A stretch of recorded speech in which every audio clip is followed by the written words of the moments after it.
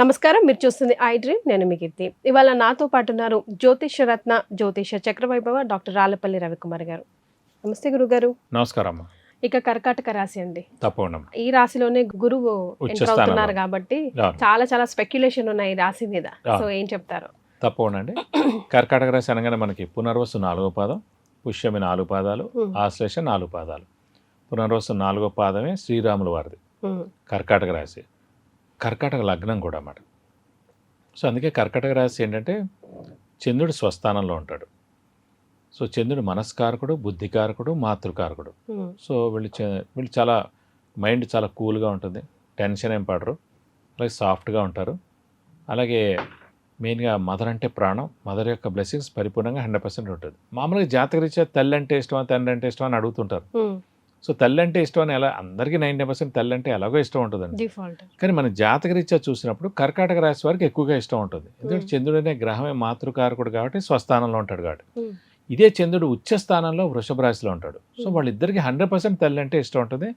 తల్లి అంటే ప్రాణం, తల్లి యొక్క బ్లెస్సింగ్స్ పరిపూర్ణంగా ఉంటుంది. తల్లి మాట జవదాటరు, తల్లి చెప్పకుండా ఏ పని చేయరు కూడా. ఇదైపోయింది. నెక్స్ట్ వచ్చేసి జాతకరీత్యా చూసినప్పుడు అప్పుడు ఏమంటారు అందరూ, అదేంటంటే 2 రాశులు అంటే మిగతా 10 రాశులు పోయా, వాళ్ళకి ఇష్టం లేదా అని అనొచ్చు. అప్పుడు జాతకరీత్యా చూసినప్పుడు లగ్నం నుంచి చతుర్థ స్థానంలో చంద్రుడు కనుకుంటే తెల్ల అంటే ప్రాణం అన్నమాట. అది ఏ రాశి అయినా పర్లేదు. అంటే కర్కాటక రాశి, వృషభ రాశి సంబంధం లేదు. మన రాశి నుంచి, మన లగ్నం నుంచి చతుర్థ స్థానం అనేది మాతృస్థానం కాబట్టి అక్కడ మాతృకారకుడైన చంద్రుడు ఉన్నాడంటే కనుక తెల్ల అంటే చాలా ఇష్టం ఉంటుంది అన్నమాట. సేమ్ ఇదే పాయింట్స్ అక్కడ వర్తిస్తుంది. సో ఇంకోటి ఏంటంటే మెయిన్ పాయింట్, అన్ని గ్రహాలకి, నవగ్రహాలు అన్నిటికీ కూడా శత్రువులు ఉంటారు. కానీ చంద్రుడు అనే గ్రహం ఒక్కరికి శత్రువులు అసలు లేరు. అదనమాట, అది ఇంకా అడ్వాంటేజ్. సో అందుకంటే వీళ్ళు సౌమ్యులుగా ఉంటారు, జనాలకి సహాయ సహకారాలు చేస్తుంటారు.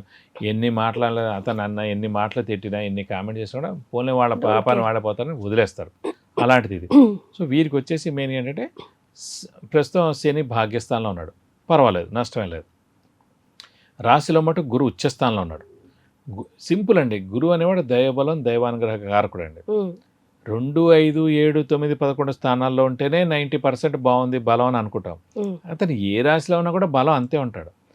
కానీ మనం ఏం చేస్తారంటే ఈ 2, 5, 7, 9, 11 స్థానాల్లో లేని వాళ్ళు ఆ ఏడాదంతా బద్ధకంగా ఉంటారు. పనులన్నీ పోస్ట్పోన్ చేస్తారు, తర్వాత చూద్దాంలే అంటారు. ఆ పెద్దది ఏదో రాబోతోంది, ఇప్పుడు వద్దులే అంటారు. అలా మన మనసుని అది క్రియేట్ చేస్తుంది అన్నమాట, బద్ధకాన్ని క్రియేట్ చేస్తుంది. పర్లే మనకు అది ఉంది కదా, అక్కడ ఇప్పుడు నా జాబ్ బాగానే నడుస్తుందండి, కొత్త జాబ్కి ఎందుకు ట్రై చేయడం, ఎందుకు ఫారెన్ వెళ్ళిపోవడం, ఇలా అనిపిస్తాయి. ఆ ముందేడాది దాకా కూడా ఇవన్నీ అనిపిస్తాయి. సో ఈ అవ్వని టైం అంతా ఏముందో ఇలా గురుబలం లేనప్పుడు అలా అనిపిస్తుంది అన్నమాట. సో గురువు జ్ఞానానికి కూడా కారకుడు కాబట్టి. అయినా కూడా వీరికి ఏంటంటే మెయిన్గా ఈ దైవబలం లేనట్టు ఏం లేదు. ఎందుకంటే 2, 5, 7, 9, 11 స్థానాల్లో ఉంటే గురుబలం ఉన్నట్టు. రాశిలోనే ఉంది కదా, మరి ఫస్ట్ హౌస్ కదా, లేదు కదా అనుకోవచ్చు. కానీ వీళ్ళకి కూడా ఉంది. ఎందుకంటే అండి గురువు అనే గ్రహమే ఉచ్చ స్థానంలో ఉన్నాడు కదా. మామూలు స్థానాల్లో ఉంటే పర్వాలేదు, ఉచ్చ స్థానంలో ఉన్నప్పుడు ఖచ్చితంగా ఫస్ట్ రాశి అయినా కూడా అది 80% అతనికి బలం ఉన్నట్టే. సో వీరికి దైవబలం, దైవానుగ్రహం పరిపూర్ణంగా ఉంది.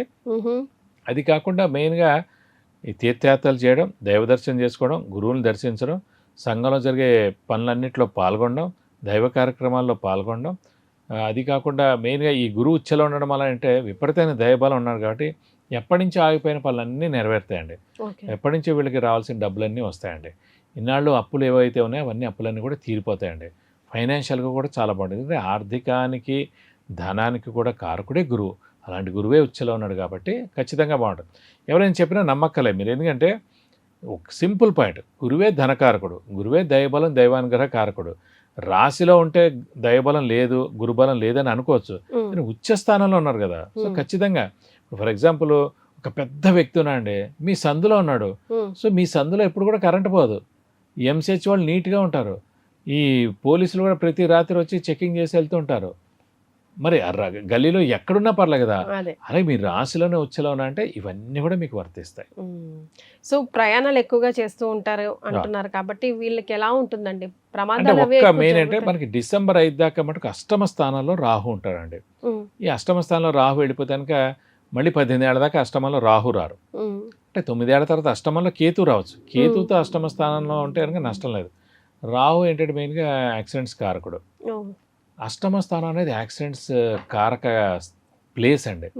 సో కారక ప్లేసు, కారక స్థానం అయిన రాహు అక్కడ ఉన్నాడు, కారక గ్రహం అయిన.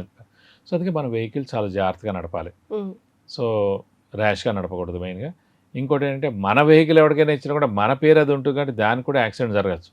సో వెహికల్ కూడా ఎవరికి ఇవ్వకండి. దూర ప్రయాణాలు చేస్తున్నారు, డ్రైవర్ని పెట్టుకోండి. లేదా మీరు నడపకండి, మీ వైఫో మీ అబ్బాయో లేదా మీ ఫ్రెండో ఎవరో వాళ్ళు నడపమనండి. హైవేలో వెళ్తున్నప్పుడు మీరు నడపకండి. నడిపినా చాలా తక్కువ స్లోలో నడిపితే కనుక ప్రమాదాల నుంచి మనం బయటపడవచ్చు. అంటే మేజర్ అవుతుందని చెప్పట్లేదు, కానీ కారక గ్రహం ఉంది. ఇంకా 5 నెలలు మనం కష్టపడితే ఇంకొక 5 నెలలు కష్టపడ్డాం అనుకోండి, డిసెంబర్ 5కి అలాగే వెళ్ళిపోతున్నాడు. సో అప్పటి నుంచి చాలా బాగుంటుంది.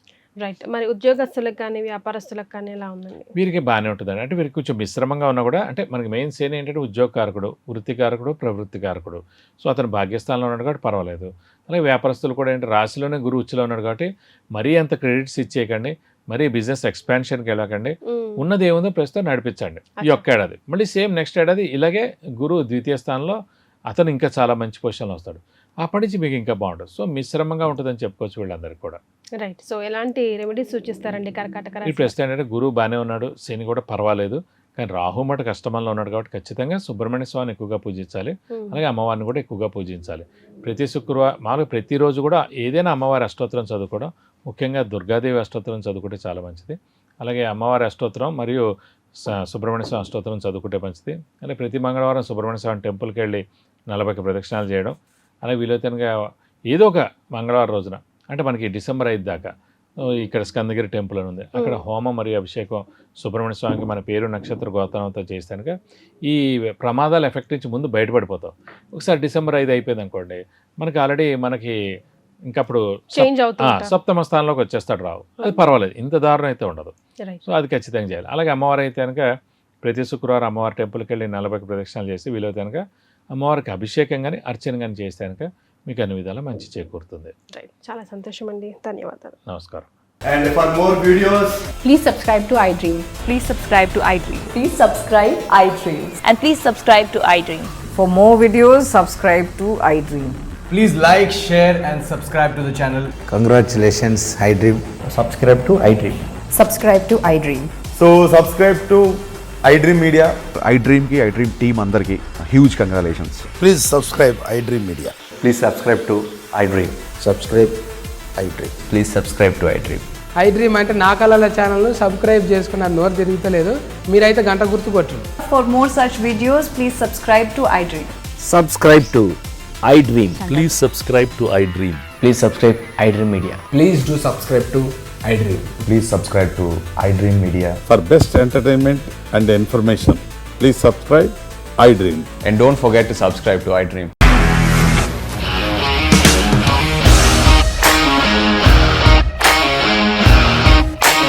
ఇండస్ట్రీలో కమిట్మెంట్ ఇష్యూస్ వస్తే నీకు కూడా వచ్చినట్టు మార్నింగ్ తీసుకెళ్ళాలంటే కొట్టి పడేస్తారు.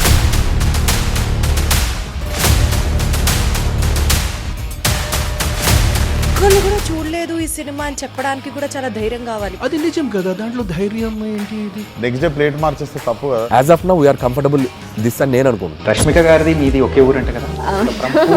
నీకు కోపం వచ్చిందంటే బాగా తిట్టేత్తరా? తిట్టేద్దామండి. నిజంగా గేమ్ ని ఎలా చేంజ్ చేయగలిగారు? ఏపీఎస్ఎఫ్సి వాళ్ళకి 6 నెలల్లో నేను 6 లక్షలు కట్టా. బిజినెస్ చేయాలనుకుంటే it is as difficult as riding a tiger.